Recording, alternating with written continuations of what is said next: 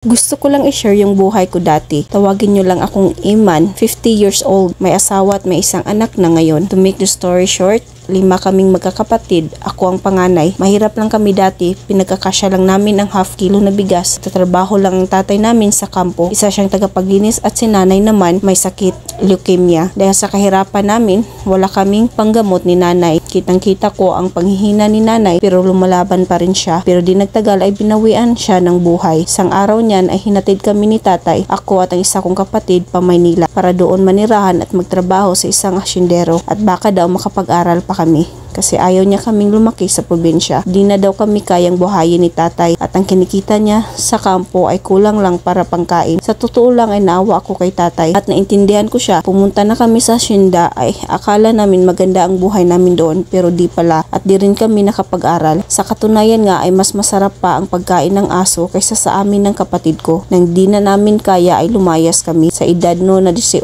ay pinauwi ko kapatid ko sa probinsya namin at nagpaiwan ako sa Manila para magtrabaho. Kahit anong trabaho pinasukan ko para lang mabuhay. Ayaw ko kasing umuwi sa probinsya kasi tinalo ako ng hiya. Gusto kong may marating ako bago ako umuwi. Kaya pinagbuti ko ang pagtatrabaho. Papalit-palit ako ng trabaho kasi medyo kakarampot lang ang sweldo. At kung minsan ay walang tumatanggap sa akin. Nang minsan ay tinamaan ng mata ko sa pagwiwilding. Tinakbo agad nila ko sa hospital pero di binayaran ng kumpanya ang bills. Buti na lang may mga kaibigan ako na tumulong sa akin.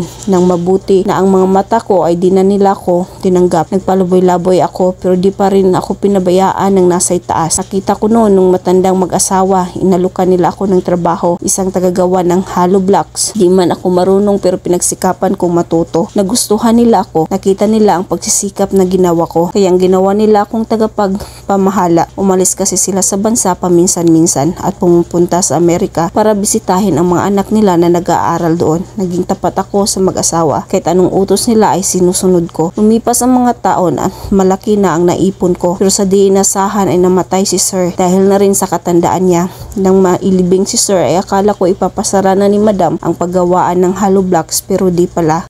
Kukunin na si Madam ng kanyang mga anak para doon na manirahan sa Amerika kasi nag-iisa na lang siya at matanda na. Laking gulat ko na lang ay ako ang pinagbili na niya sa bahay nila at sa paggawaan ng hollow blocks. Di ko sana tatanggapin kasi baka magagalit ang dalawa niyang anak na babae. Pero sabi ni Madam ay wala daw balak umuwi ang mga anak niya at maganda naman daw ang trabaho nila doon kisa daw ipasara ang paggawaan. Napaiyak ako noon sa sinabi ni Madam kasi pinagkatiwala talaga niya lahat sa akin. Kahit di niya ako kaano-ano, lumipas ang mga 2 taon at umuwi ako sa amin. Gaya nga ng sinabi ko, uuwi lang ako pag may narating na. Uuwi nga ako sa amin at lahat ng naipon ko ay pinagawa ko ng bahay para sa tatay ko at sa mga kapatid ko. At yung natira ay binigay ko sa tatay ko. Nag-asawa ko sa edad na 30 noon at ang kinikita sa paggawaan ay pinapaalam ko at pinapadala ko pa rin kay Madam at hindi nagtagal ay binili ko ang bahay nila Madam kahit gusto niya ay sa akin na yon at ayaw nang bayaran ko ay umayaw ako. Gusto ko kasing pinaghirapan yung mga bagay na gusto ko. Hanggang sa ngayon ako pa rin ang namamahala sa paggawaan ng hollow blocks nila at masaya ako na unti-unting nababago ko ang buhay namin dahil dito. Hanggang dito na lang. Maraming salamat from Later Sender, Iman.